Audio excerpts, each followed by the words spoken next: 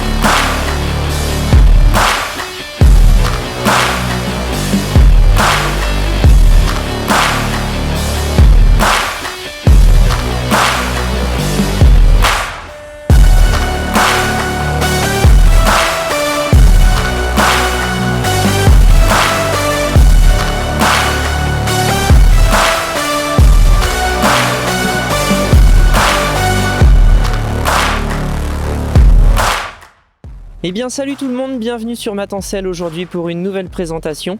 Je suis en compagnie de la superbe Ducati 939 Super Sport dans sa version S. Elle est 2018, elle appartient à mon pote Antoine, il me l'a prêtée pendant très longtemps de manière à ce que je puisse tourner cet essai et je le remercie grandement. Je profite du début de vidéo aussi pour faire un peu de forçage. N'oublie pas, si jamais ma vidéo t'a plu, de t'abonner à ma chaîne et de liker celle-ci. Je pourrai aussi bien entendu répondre à toutes tes questions en espace commentaire. L'histoire de la Super Sport débute en 1973. Suite à la victoire de Paul Smart à Imola, Ducati va décider de produire une moto qui se veut un petit peu sport. Sur une base de 750 GT, ce sera la 750 SS. C'est la première appellation de la Super Sport. Et cette moto, elle sera produite avec un coloris bien spécifique, le Imola Replica à 250 exemplaires. Ça va se vendre tout seul, du coup ensuite il y aura une grande échelle de 750 SS. 2 ans plus tard, vu que ça a très bien marché, eh bien, il va falloir passer une vitesse supérieure avec la 900 SS. Cette moto-là va être révolutionnaire. Déjà, elle aura une conception de véritable sportif pour l'époque. Elle sera présente dans le Jobar Team, ça va la rendre très populaire. Et puis quelques années plus tard, elle va posséder un coloris spécifique, le MHR, pour Mike Hellwood Replica. C'est quelqu'un qui a gagné le Tourist Trophy. Et ce coloris va se répercuter aussi en 84-85 sur la SS1000 qui sera sortie durant ces 2 années. Sur la fin des années 80, Super Sport, ça veut dire le fer de lance chez Ducati, et les années 90 vont adoucir cette moto, elles vont être moins radicales. On verra la production de 350, 400, 750, 900 cm3. Il y aura une véritable refonte esthétique aussi à cette période-là. Et puis sur les années 2000, on verra arriver l'injection jusqu'en 2006 avec les 620, les 800 et les 1000 SSIE avant l'arrêt de la production, notamment au profit des ST qui sont des motos avec le moteur Testatre, bien plus rentable grâce à leurs 3 soupapes par cylindre et leur refroidissement liquide. Et ce n'est que 11 ans plus tard que nous retrouverons la Super Sport chez Ducati avec ce modèle, la 939 Super Sport, qui arrive sur un marché, on peut le dire, plutôt en déclin. On ne retrouve en concurrente directe que la VFR 800 et la 1200 ST de chez BMW. Cette moto, elle est présentée en 2 versions, la version standard avec son amortissement Marzocchi et la version S équipée du shifter blipper, de l'amortissement intégral Öhlins, quelques éléments esthétiques.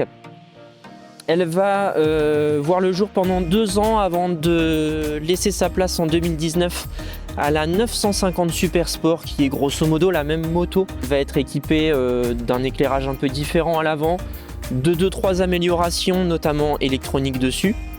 Mais elle va garder complètement la même philosophie que celle-ci et exactement le même moteur, le 937 cm3.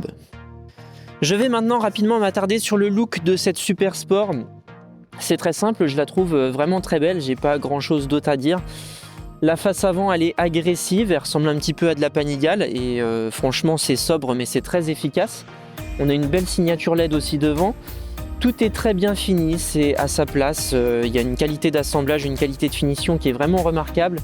Elle est équipée d'une belle jante arrière avec un beau dessin, elle est équipée d'un beau bras oscillant. Les 2-3 points qui pêchent un petit peu, ça reste les rétroviseurs qui font très plastique ou alors la bavette arrière. Bon, pièce d'origine oblige. Cette moto, c'est pareil, elle appartient à Antoine. Qui dit moto à Antoine dit moto avec des rétros en bout de guidon parce qu'il adore avoir sa visibilité derrière. Donc oui, elle a 4 rétroviseurs et j'ai pas envie qu'on se foute de sa gueule en espace commentaire. Tout ça, ça va me permettre d'enchaîner sur l'ergonomie. Alors les rétros, parlons-en. Ceux-là, ils sont plutôt bien, mais sur la face avant, ça tremble. C'est pas très efficace et même si jamais ces rétros à Antoine ils sont moches, et ben eux ils marchent vraiment très bien. Il y a un petit effet fisheye, ça écarte un petit peu, ça permet de vraiment bien voir derrière. Franchement, il n'y a que très peu d'angles morts.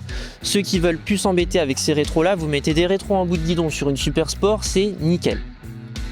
La position sur la moto, eh bien on vient légèrement se pencher sur l'avant afin de pouvoir attraper les demi-guidons bracelets qui sont situés en position haute par rapport au tête de fourche. Ça penche un petit peu en avant, mais c'est loin d'être radical. Je me retrouve avec les pieds qui sont situés en position un peu haute, on voit qu'on a de la garde au sol. Là où est-ce qu'il y a un point qui est plutôt dommage, c'est sur le cadre. Il y a un point de pression qui est effectué avec la petite tétine du cadre contre mes genoux. Moi je mesure 1m73. Sinon je suis plutôt à l'aise. On a une selle qui vient pencher un petit peu vers l'avant.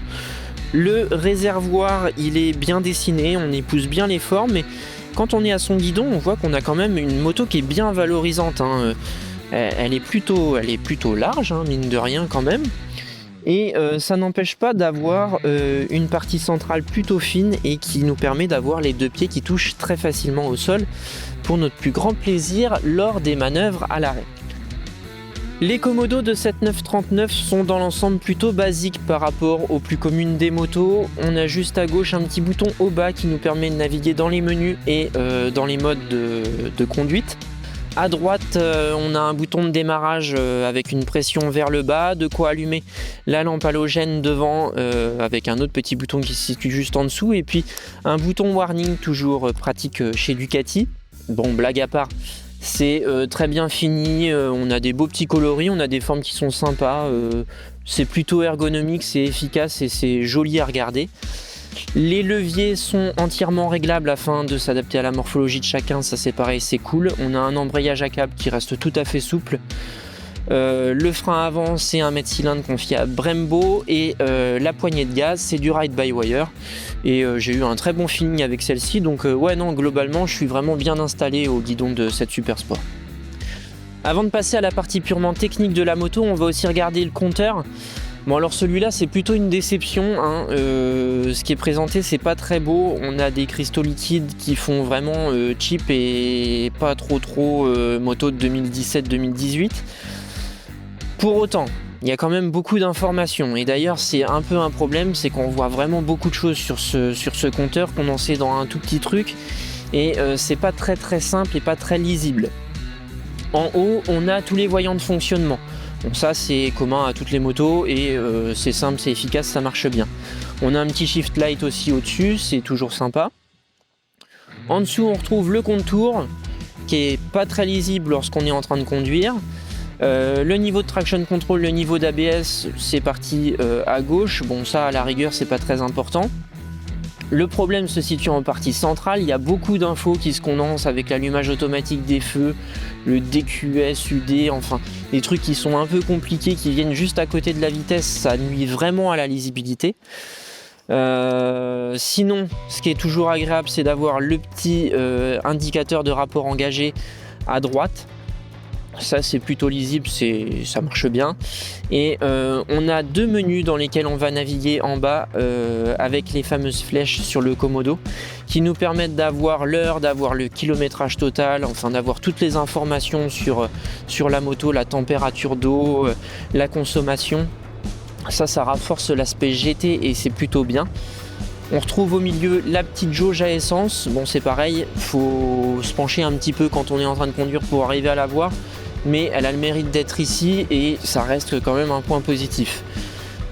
Vous l'aurez compris, je suis quand même plutôt déçu de la prestation de Ducati concernant le compteur. J'estime qu'en 2017-2018, on pouvait présenter des choses qui étaient un peu mieux que ce compteur à cristaux liquides qui est tout cafouillé. C'est plutôt dommage sur une moto qui se veut GT d'avoir du mal à aller chercher des informations, d'avoir du mal à aller régler tout ce qui est du traction control, tout ça c'est vraiment une galère. Après pour naviguer sur les infos c'est simple hein, mais franchement à l'utilisation il est pas très intuitif et ça reste une déception. On va maintenant pouvoir s'attaquer à l'aspect purement technique de cette moto en commençant par son moteur, tout droit issu de celui de l'Hypermotard. C'est le 937 cm3 bicylindre de chez Ducati. Il est à distribution desmodromique, il est refroidi par eau et possède 4 soupapes par cylindre. Ce moteur produit 113 chevaux à 10 500 tours minute et un couple maximal à 6 500 tours minute de 9,9 m/kg. Il est dans un châssis tubulaire qui est celui de la Monster 821 et cette moto possède l'amortissement entièrement all-in étant donné que c'est la version S, donc c'est réglable dans tous les sens que ce soit à l'avant ou à l'arrière. Au niveau du freinage c'est pareil, c'est que du Brembo. On a à l'avant des étriers M432 qui pincent vraiment fort. C'est du 4 pistons en radial et à l'arrière on retrouve un étrier monopiston. C'est pareil de marque Brembo qui marche vraiment très bien. Dans l'ensemble, ce que je vais retenir de cette moto, c'est que la partie cycle est des plus remarquables. On a tout de même une moto qui se veut un petit peu imposante et 217 kg à emmener et pourtant ça se fait dans la plus grande des simplicités. Que ce soit à faible allure ou à haute allure, on garde vraiment un super bon cap. Elle se comporte très bien dans tous les cas et j'ai vraiment été impressionné. Le petit point dommage, ça reste le fait que j'aurais apprécié avoir un peu plus de bras de levier sur les demi-guidons et que le rayon de braquage nous fait souvent prendre assez large en ville, c'est pas des plus simples. Le freinage, c'est exactement la même chose, c'est totalement une bonne surprise. J'ai été agréablement surpris que ce soit de l'efficacité ou du feeling des étriers et du mètre-cylindre Brembo. Ça marche vraiment très bien, j'ai rien à rajouter. Là où je suis un petit peu plus déçu, ça reste sur l'aspect moteur. C'est un bicylindre, ça explique qu'il n'est pas une souplesse terrible, mais c'est vrai que sous 2500 tours, on prend des gros coups de piston et en règle générale, sur toute la plage de régime, on a des vibrations. Pour une GT, c'est pas au top.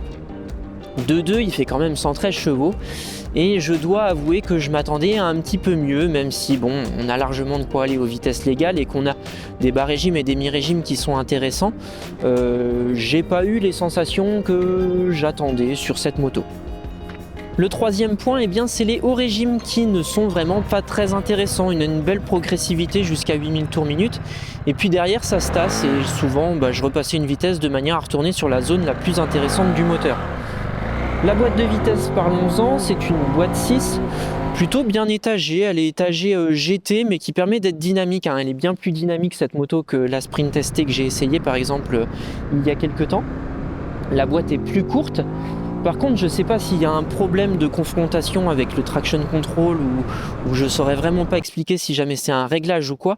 Mais en utilisant le shifter blipper, la boîte elle est atroce, elle fait souvent des faux points morts qui sont très très néfastes en plus de ça, je pense, pour la mécanique. Et ça, c'est un gros point négatif sur une moto telle que celle-ci. C'est vraiment un point auquel je ne m'attendais pas et qui m'a vraiment beaucoup déçu de Ducati.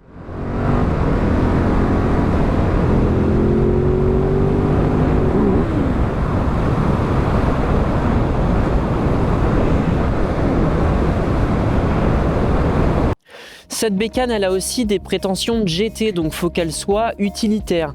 Et c'est pareil, c'est pas forcément son point le plus fort. Aujourd'hui, elle est équipée des valises latérales qui lui confèrent une capacité d'emport qui est correcte, mais il ne faut pas non plus espérer partir pendant 15 jours sur la moto.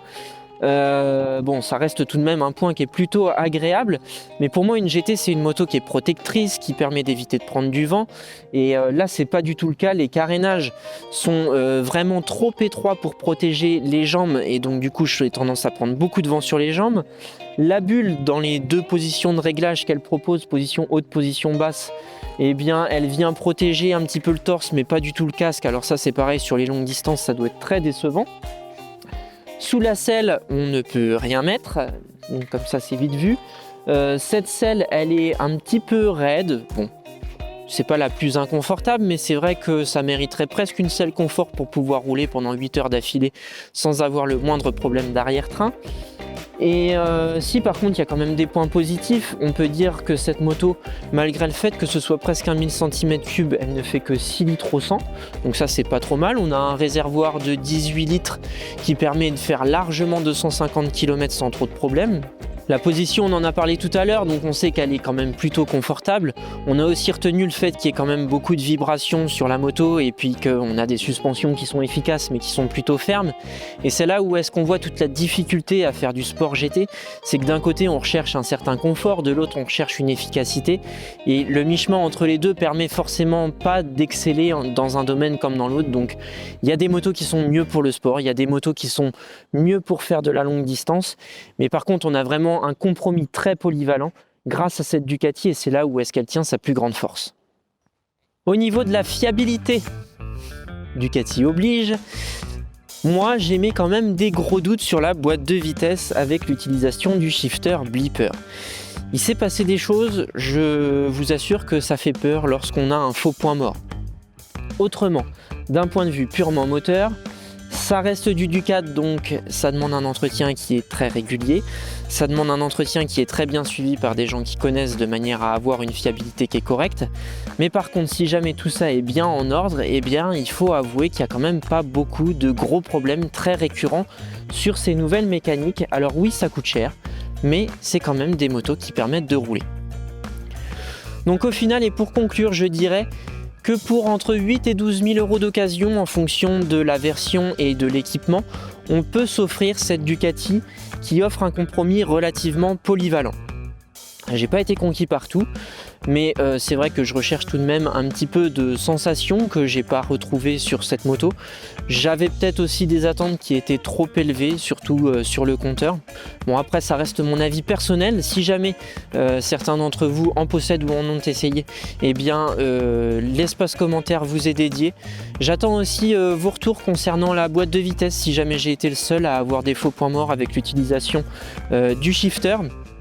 Moi je pense avoir tout dit, j'espère vous retrouver très bientôt sur une prochaine vidéo. C'était Matt et à la prochaine.